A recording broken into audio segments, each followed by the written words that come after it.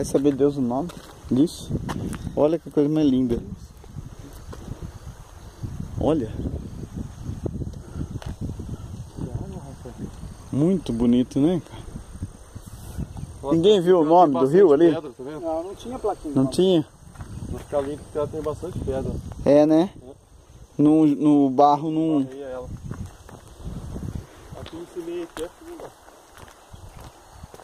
É sim, porque... Tá retornando ali a corrente. Olha só, cara.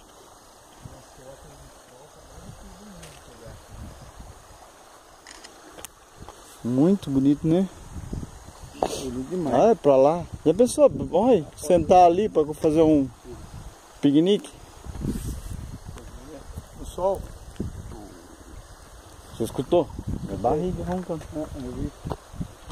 Ó, pega o celular aqui, vamos fazer foto com a minha lá. Viu? Pera aí. Barriga, bunda, roncando. Ah, vou gostar em nada. Ah! Não sei nadar. Pegou o rio no fundo? Aí já ia pegar só mais. Não. Tá, não vou nem espera aí. Não, Adriano, chegar no leão você passa o protetor. Eu chegar atorrado. É. Tá brabinho comigo, ó.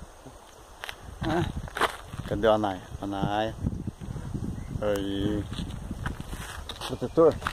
Pra que protetor? Gente, rapaz, esse rio, esse leão não aparece mais.